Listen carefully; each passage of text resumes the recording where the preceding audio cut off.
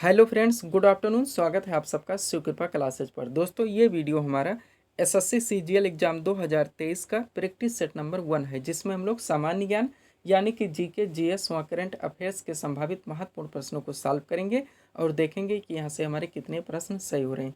तो दोस्तों, आप लोग इन्हें कॉन्सेंट्रेट होकर सॉल्व करें।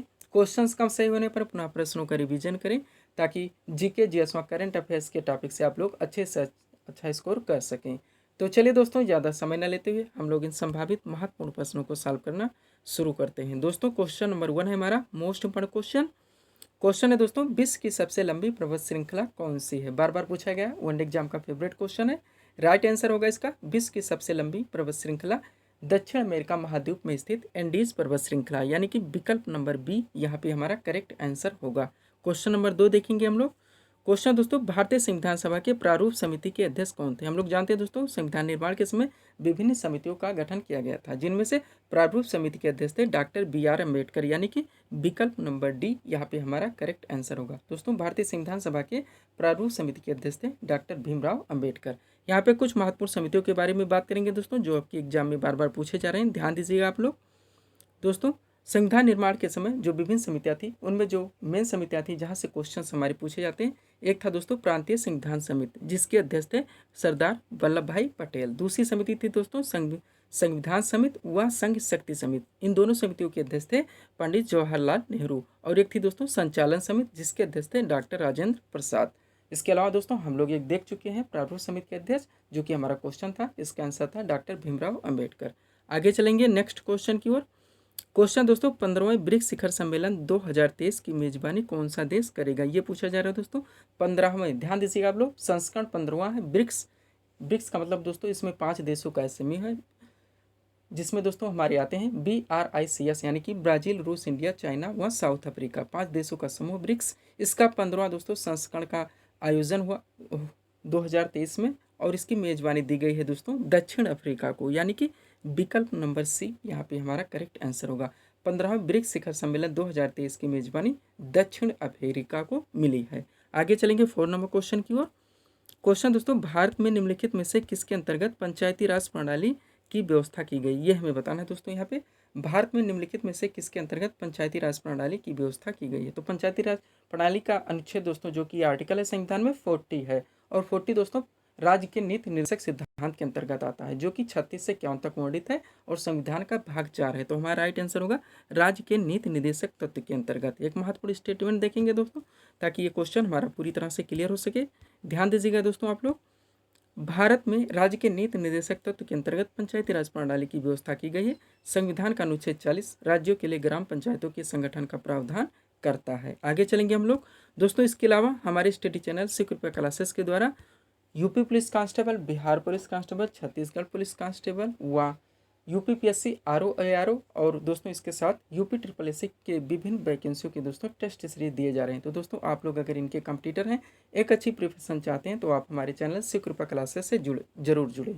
एक और बात दोस्तों, अगर आप लोगों को इन वैकेंसियों से संबंधित प्रिपरेशन में कोई भी डाउट्स हैं या जानकारी चाहिए, तो आप लोग हमें कमेंट्स कर सकते हैं। आप लोगों के कमेंट का जवाब दिया जाएगा। 5 नंबर क्वेश्चन है हमारा, भारतीय वायुसेना के नए उप प्रमुख कौन बने हैं? करंट का मोस्ट इंपोर्टेंट क्वेश्चन है, भारतीय वायुसेना के नए उप प्रमुख कौन बने हैं? तो इसका राइट आंसर होगा आशुतोष दीक्षित, यानी कि विकल्प नंबर ये यहाँ पे हमारा करेक्ट आंसर होगा। 6 नंबर क्वेश्चन देखेंगे हम लोग। ये भी दोस्तों करंट अफेयर्स का ही क्वेश्चन है, मोस्ट इंपोर्टेंट क्वेश्चन है। राष्ट्रीय परीक्षण एजेंसी, यानी कि आप लोग जानते हैं NTA, जो कि विभिन्न एग्जाम्स को कंडक्ट कराती है। पूछा जा रहा है राष्ट्रीय परीक्षण एजेंसी यानी कि NTA के नए महानिदेशक कौन बने हैं? तो इसका राइट आंसर होगा दोस्तों सुबोध कुमार, यानी कि विकल्प नंबर ये यहाँ पे हमारा करेक्ट आंसर होगा। राष्ट्रीय परीक्षण एजेंसी NTA के नए महानिदेशक सुबोध कुमार बने हैं। आगे चलेंगे हम लोग 7 नंबर क्वेश्चन की ओर। बगलिहार जल विद्युत परियोजना की स्थापना किस नदी पर की गई? ये पूछा जा रहा है 7 नंबर क्वेश्चन में। बगलिहार जल विद्युत परियोजना से मोस्ट इंपोर्टेंट क्वेश्चन है दोस्तों। आपके एग्जाम्स में परियोजनाओं से संबंधित क्वेश्चंस भी बार बार पूछे जा रहे हैं। तो इसका राइट आंसर होगा बगलिहार जल विद्युत परियोजना की स्थापना चिनाब नदी पर की गई है, यानी कि विकल्प नंबर सी यहाँ पे हमारा करेक्ट आंसर होगा। 8 नंबर क्वेश्चन देखेंगे हम लोग। इलेक्ट्रॉन की खोज किसने की थी? जनरल साइंस का मोस्ट इंपोर्टेंट क्वेश्चन है दोस्तों। मोटे मोटे क्वेश्चंस में जो पूछे जाते हैं, उनमें दोस्तों एक मोस्ट इंपोर्टेंट क्वेश्चन है, जो कि आपके एग्जाम्स में बार बार रिपीट भी हुआ यहाँ पे क्वेश्चन है इलेक्ट्रॉन की खोज किसने की थी, तो आपका राइट आंसर बनेगा जे थॉमसन ने, यानी कि विकल्प नंबर ये यहाँ पे हमारा करेक्ट आंसर होगा। 9 नंबर क्वेश्चन देखेंगे हम लोग।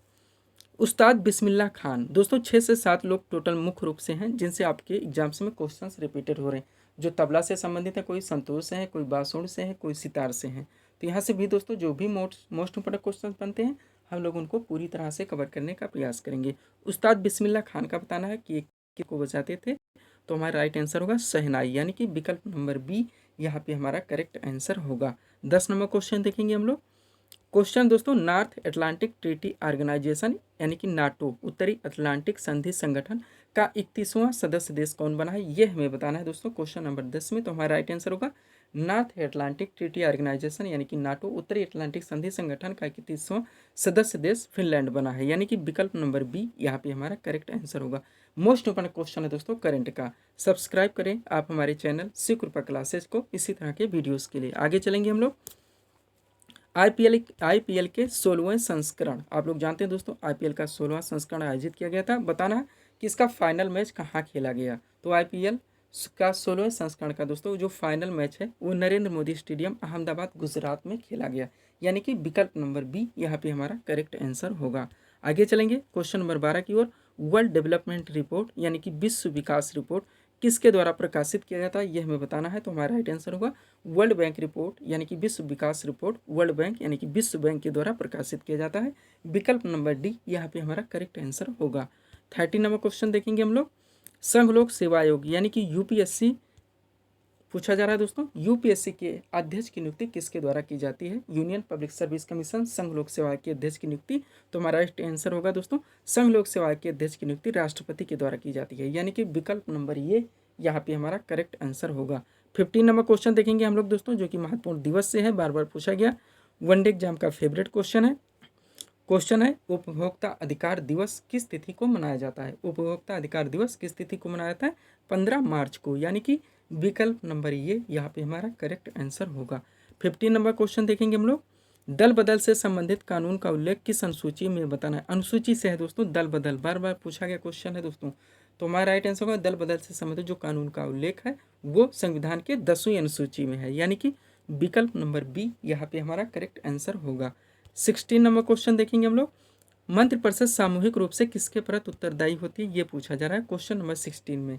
तो मंत्रिपरिषद सामूहिक रूप से लोकसभा के प्रति उत्तरदायी होती है, यानी कि विकल्प नंबर सी यहाँ पे हमारा करेक्ट आंसर होगा। 17 नंबर क्वेश्चन देखेंगे हम लोग। प्रायद्वीपीय भारत की सबसे बड़ी नदी बतानी है कौन सी होती है दोस्तों। तो प्रायद्वीपीय भारत की सबसे बड़ी नदी कौन सी है, यानी कि दक्षिण भारत की गोदावरी, विकल्प नंबर बी यहाँ पे हमारा करेक्ट आंसर होगा। 18 नंबर क्वेश्चन देखेंगे हम लोग। रक्त में लाल रंग किसके कारण होता है, ये पूछा जा रहा है। जनरल साइंस का मोस्ट इंपोर्टेंट क्वेश्चन है, हीमोग्लोबिन हमारा राइट आंसर होगा। रक्त में लाल रंग हीमोग्लोबिन के कारण होता है, यानी कि विकल्प नंबर बी यहाँ पे हमारा करेक्ट आंसर होगा। 19 नंबर क्वेश्चन देखेंगे हम लोग। क्वेश्चन है दोस्तों निम्नलिखित में से कौन सा युग्म सुमेलित नहीं है, यानी कि यहाँ पे हमें असत्य कथन का चयन करना है। एक तरफ दोस्तों दिए गए हैं प्रमुख शास्त्रीय नृत्य के नाम, दूसरी तरफ उससे संबंधित लोकेशंस बताने कौन सा शास्त्रीय नृत्य या लोक नृत्य किस राज्य से संबंधित है। ए नंबर कथकली है, सामने केरल दिया गया है। बी नंबर भरतनाट्यम, सामने तमिलनाडु दिया गया है। सी नंबर यक्षगान है, सामने कर्नाटक दिया गया है। और डी नंबर कुचिपुड़ी है, सामने महाराष्ट्र दिया गया है। हमें बताना इनमें से कौन सा विकल्प हमारा गलत है। तो चलिए दोस्तों 19 नंबर क्वेश्चन को सॉल्व करना हम लोग शुरू करते हैं। ए नंबर कथकली है, कथकली दोस्तों केरल का नृत्य है, यानी कि विकल्प नंबर ये यहाँ पे हमारा सही हो जाएगा। भरतनाट्यम तमिलनाडु से संबंधित है, ये भी बिल्कुल सही हो जाएगा। यक्षगान कर्नाटक का है, ये भी बिल्कुल सही हो जाएगा। कुचिपुड़ी सामने महाराष्ट्र दिया गया है, ये गलत हो जाएगा दोस्तों, क्योंकि कुचिपुड़ी जो शास्त्रीय नृत्य है ये आंध्र प्रदेश का है, यानी कि विकल्प नंबर डी यहाँ पे हमारा करेक्ट आंसर होगा, क्योंकि यही विकल्प हमारा गलत है। 19 नंबर क्वेश्चन का हमारा विकल्प नंबर डी यहाँ पे गलत है, जो कि हमारा आंसर बनेगा, क्योंकि हम लोगों को असत्य कथन का ही चयन करना था। आगे चलेंगे 20 नंबर क्वेश्चन की ओर, जो कि सीरीज का हमारा लास्ट क्वेश्चन होगा। क्वेश्चन है दोस्तों पानीपत का तृतीय युद्ध किनके बीच लड़ा गया। पानीपत के तीन युद्ध होते हैं, 1526, 1556 व 1761। 1761 वाला हमें बताना है तृतीय युद्ध। तो तृतीय युद्ध किनके बीच में लड़ा गया था, अहमद शाह अब्दाली और मराठों के बीच में, यानी कि विकल्प नंबर डी यहाँ पे हमारा करेक्ट आंसर होगा। तो ये थे दोस्तों इस सीरीज के टॉप MCQs के प्रश्न, जिसको हम लोगों ने यहाँ पे सॉल्व किए हैं। उम्मीद है दोस्तों आप सभी लोगों ने सॉल्व किए होंगे और देखे होंगे कि यहाँ से आपके कितने प्रश्न सही हो रहे हैं। तो दोस्तों इसी तरह के वीडियोस के लिए आप हमारे चैनल शिव कृपा क्लासेस से जुड़ें, वह चैनल को सब्सक्राइब करें ताकि हमारे द्वारा दिए जाने वाले सभी वीडियोस आप क्रम से सबसे पहले देख सकें। तो मिलते हैं दोस्तों नेक्स्ट वीडियोज़ के साथ। Thanks for watching.